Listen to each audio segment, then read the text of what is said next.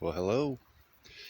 Here we are on the claim, and I just wanted to give a little update, show a few things. This is day 3, trying to put in a 2-day session in the middle of winter here on the claim. I've pulled 3 grams out so far on the membership, so I've paid for my membership, and that's the AMRA. And just wanted to show you around, look over my shoulder here and see the claim here on the 49. Yep, I've been getting after it. I'm pretty beat,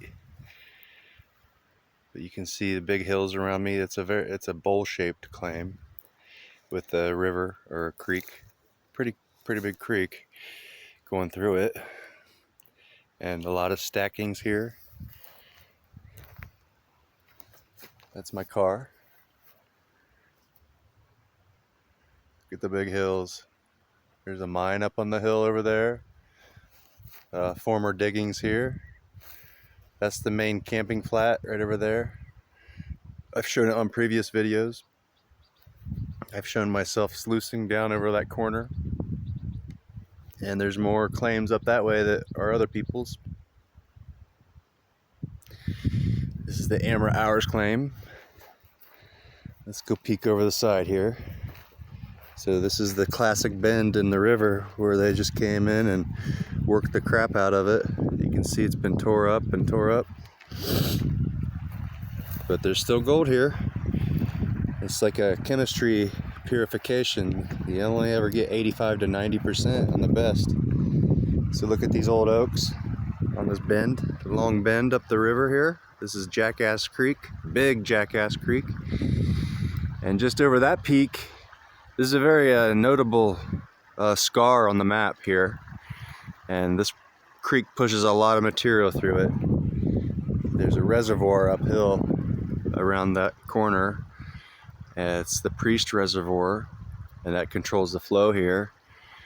So sometimes it just gushes though, so it's pretty cool. And then there's Rattlesnake Creek and Cobb Creek further on up. Here's an entryway right here. This isn't the one I'm using, but it's very convenient. It's down. This is not as the narrow spot that I wanted to work at, so this is where it widens out. You can see the river takes up 1/3 of the width. Yep, a lot of gravels, and they get reworked occasionally. So let's move on up here and go down and show you the workings. Make sure we're still recording here.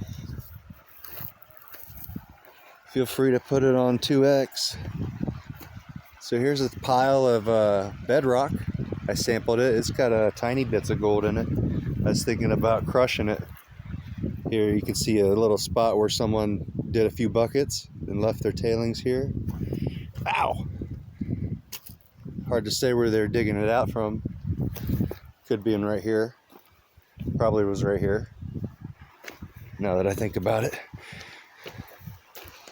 So here, look at this. Look at this giant piece of quartz. Wow. It's mostly iron with little streamers of quartz. It's buried underneath all that.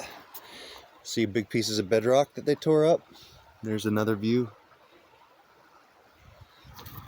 I do little mini versions of this, but this is a really interesting pile because it's all bedrockish. So that's interesting to me. I think I'd like to run that whole pile, but it might need to go through a rock crusher first. Okay, so here's the entry to, this is the second entry to the Hours claim. This is the kind of where it is a little narrower, but it also widens out. It's not the narrowest part, but it actually narrows from the bottom up, which is interesting. I'm going to note that in my brain forever now. You can see from above here where I've been digging. See that giant rock right there? Make sure we're still recording. See my vacuum? I see the cleaned up bedrock. That's where I've been pulling a few grams. Let's take a look around while we're up here. The sun just barely peeks over the edge in the winter. It's super cold here in the winter for California, and super hot here in the summer for anywhere. So you hope there's water running in the summer here. It's super hot here. So you gotta really brave the elements for the peak seasons. You can see my sluice box down there. Okay, we're gonna go look at it in a minute. Okay, all my tools. Look at all these stupid little tools I gotta use, but they're actually not stupid. They have a purpose. They save my fingertips when I use them. So let's look around here. This is the pathway back up where we came from. People have tested this stuff, you know, but mostly here's a kind of an overhang. It'll fall one day. Kind of interesting here. It must have been you know, look at this tree roots here. Very cool, very cool.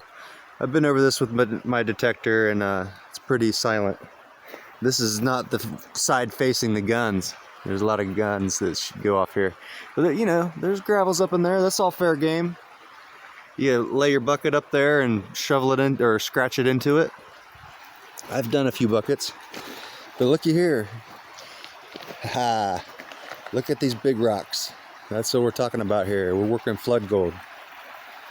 So instead of really being up on the shelf where it's dry and the vac pack gets into cracks and gets that bedrock gold that's older, this is a different style. This is just going to the biggest rocks available on the tip of the bend of a huge creek, gold area of the claim, the amber claim, and basically just going for the big rocks, you know. So here's where I looked like all the big rocks were settling out because the bedrock pinches upwards, this whole area, and it just happens to be on the bend, you know, the tip of the bend. More bedrock here. I've detected all this. It's pretty quiet. You come in with a better detector and probably be able to find something. And you see the vein there? Let's have a look at that. You see the transitions of the slate to whatever that green vein is? Yep.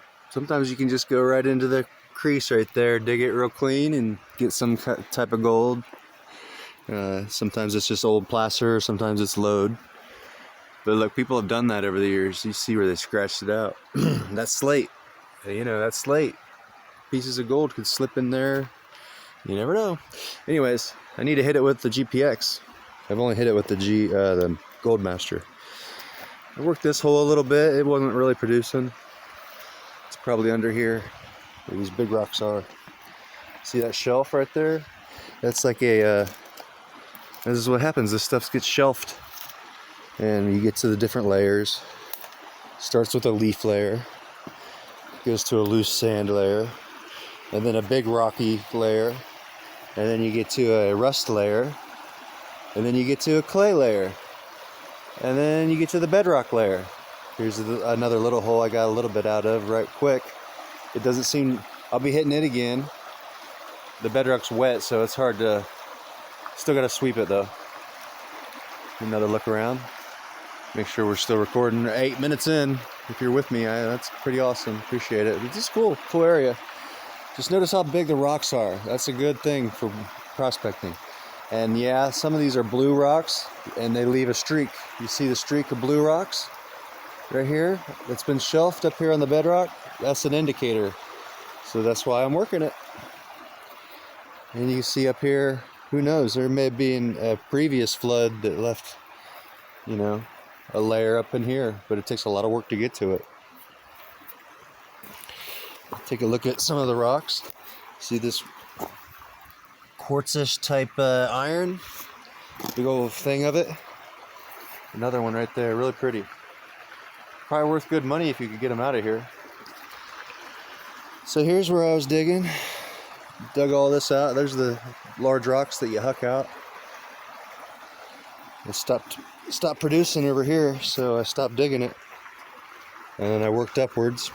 It used to all be filled in with rock and gravels, but came in and cleaned this up. One other guy did a session, but I've done many sessions. You can see I've actually been already underneath that, and these wafers I kind of skillfully slide them over as I went along. But at the moment now, I've had that cleaned up really good. Oh, I might not want to do that. They're all pretty precarious. So you see the water seeps in, but I scratched the bedrock with the scrapers and the different tools. And this is about to get swept. There's still a little pale area right there I probably ought to get. It's cold down here though. Midday, this is as warm as it gets. So I'm in just one long sleeve shirt, but it's cold. Looky here. So this is the different layers around these big rocks. These are the biggest rocks I could find. There's probably when I get done with this, I'm gonna have to find a new spot. And then there's the other side. That's the other question. It's this thinner strip, but it looks harsher. Probably better gold, harder work. You look in there, you can see the different layers and colors. I come in here with a light at night, and occasionally I'll see a speck of gold, and it'll tell me right where I need to dig. Lately, this flood gold has been kind of hard to see at night. I can't claim to have seen it. But these guys are precarious. I gotta be careful. Found a very large piece of like really heavy coal. So you find weird stuff when you're digging through this heavy stuff. And you see I scratched the crevices. And I hit it with the metal detector. I've already done that. So it's all about you want to plan things out as you work along, and then you just throw the rocks onto what you already worked. So, and then you can be very thorough. It doesn't feel like it's paying to be that thorough, to be honest with you. I think the flood layer isn't necessarily on the bedrock, but I go all the way to the bedrock anyways, because that's where the glory is, baby. I've seen papers on it, and everyone will tell you, get to the bedrock. But, and the decomposing parts are the best. So while I'll do many buckets, the last buckets are the hardest, and they usually just end up being panfuls. Okay? Look at these tools I use here. You got the limb cutter. Very important. I'm about to use that next, after I sweep. The sweeper. Very important. The sluice box, of course. 2 heavy doo-doo buckets that aren't going to fall apart on you. Okay? I rarely use that, but that's for prospecting. Clothing. You need clothing. You know, the handy dandy guy here. Got about 1/2 gram so far. And then lithium batteries. However you can advantage those. This is for this, and this is for that. Okay? We're still going here? We're at 12 minutes. Oh my gosh. Okay, and then I love this bag. You know, I got some chiseling tools in here. You know, chiseling tools, no big deal. I use this tool to tighten up my sluice box. It's critical to know that. Look at this tool. See that? That I can wrench down on my little wing nuts, make my sluice box really rigid. My little folding sluice box. Okay? And then don't forget these guys. Although if you're super careful, you'll just take it in the eye. Occasionally. Okay? And there's some knickknacks in there too, but bottles. Okay, so just the basics here. I'll try to be brief. But you can look at my past workings here. This was all flooding through here, and this was a good spot for the sluice box at that time when the water was really crazy. This is where it was running, and you can see the tailings. You know, I probably ran a truckload, a pretty big truckload. It just dissolves away. Okay, still going, 13 minutes. And then slowly I've made this spot. You slowly throw the rocks in here to fill up your walking way. Save the quartz. Okay, we see anything in there? I do. I see a few specks. You know, and this is the key to sluice boxing is having the show me mat. I know you hear about this from most people, and this is pretty basic, but this is what makes it a game of hot and cold. That water's running really good. Look at that. It's cleaning the box right out. Only the gold is staying behind. Whew, a lot of water flow. I got it all blocked off pretty much. I can block it more, but this is great. The point is I don't have to classify it, but I do slow it down with my hands. See the pile there? That'll be dissolved after a while though. Okay, well, I mean, that's how I'm getting a gram the hard way every once in a while. I got a few grams out of here. But in theory, you could just work this whole line all the way up. So when times are hard, look at these big round, or these huge blue rocks. This is the real indicator. So I'll probably just be working this area because this is as big as I see them. I call it an off-ramp. See how the bedrock forms an off-ramp. So dredgers come in here illegally and they get a great amount of gold. It sucks because I do it the hard way. So here's my other little hole. And I tested this. Here's an interesting thing to show you as we wrap up. Here's the color of the... That's a good indication, but it don't mean there's gold. But it's a good indication there's good sorting going on. There's a big blue rock, purple or green rock, I mean. So that's the rust layer. So, you know, if gold were appropriately valued, there would be a lot more people out here getting this stuff. Look at it down there.